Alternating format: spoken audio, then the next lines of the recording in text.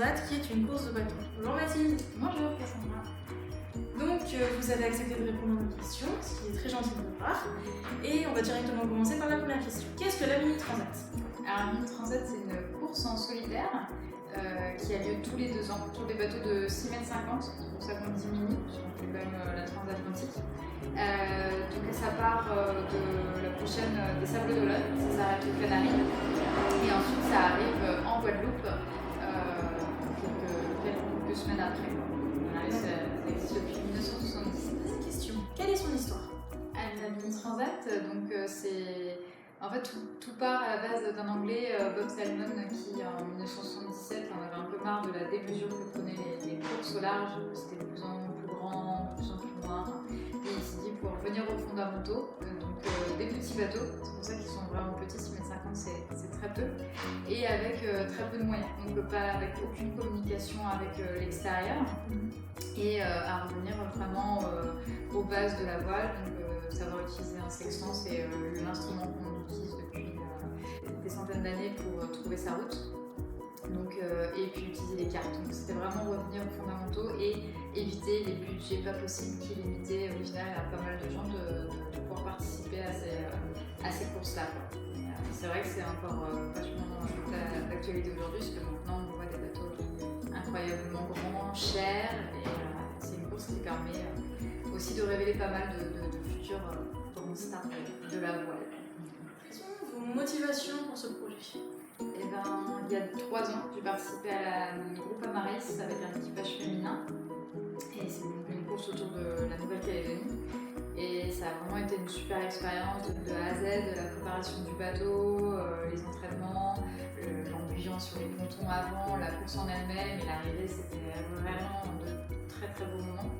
Et quelques mois après, je suis rentrée, je suis de Saint-Malo, et tous les 4 ans à Saint-Malo, il y a la route du Rhum. J'ai grandi avec la route du Rhum, voir les bateaux, les grands bateaux, tout ça, ça a toujours fait partie de mon univers, et j'ai eu la possibilité de filer un petit coup de main à un skipper juste avant de partir.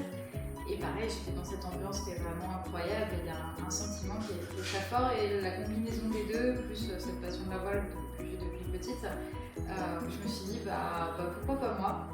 J'avais envie d'essayer, et la Mini Transat est vraiment appropriée pour ça, parce que c'est des petits budgets, et donc ça a fait tilt. Avec une copine, on parlait, et puis je me disais allez, pourquoi pas, et donc il y a des choses comme ça qui font écho en soi. On me dit ça c'est vraiment un truc que j'ai envie de faire, je le sens vraiment au fond de mon âme, donc je me suis dit c'est parti, je me lance, et donc ça va me permettre d'approfondir mes connaissances en voile, de me sentir plus à l'aise aussi, d'apprendre à utiliser un sextant, à apprendre plein de choses au niveau de la réparation du bateau, de la météo, tout ça. Donc ça va être une expérience vraiment hyper intéressante, même dans la création des projets lui-même, les sponsors, tout ça, c'est vraiment intéressant. Comment on se prépare à la Mini Transat? Alors du coup, pour éviter d'envoyer n'importe qui sur l'eau et traverser l'Atlantique, qui est quand même dangereux en soi, hein, c'est pas banal. Il y a une préparation de 2 ans où il faut se qualifier. Donc on faut acheter le bateau déjà, il faut trouver un port pour le mettre, il y a des centres de formation.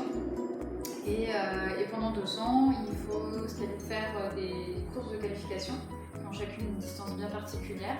Il faut faire 1500 milles dans ces courses-là, que ce soit en double ou en solitaire.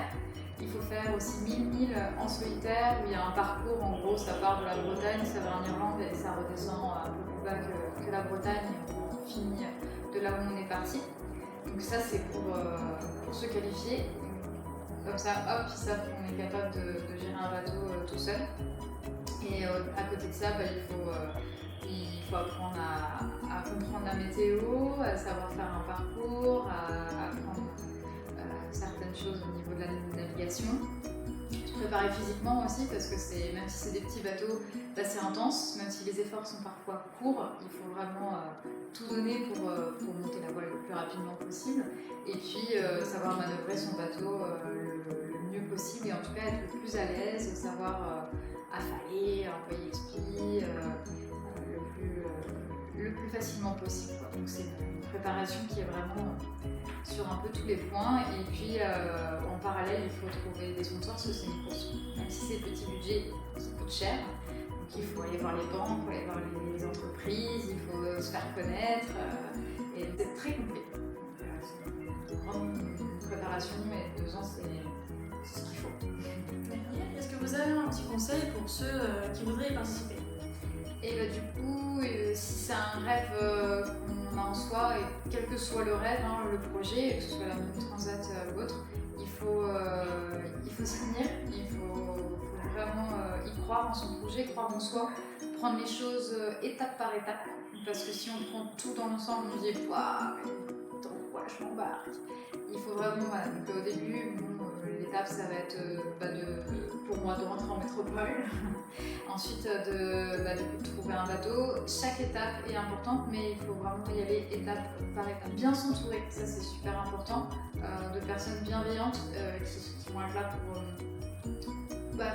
là simplement motiver ou peut-être donner un coup de main ou un conseil, ça c'est très important.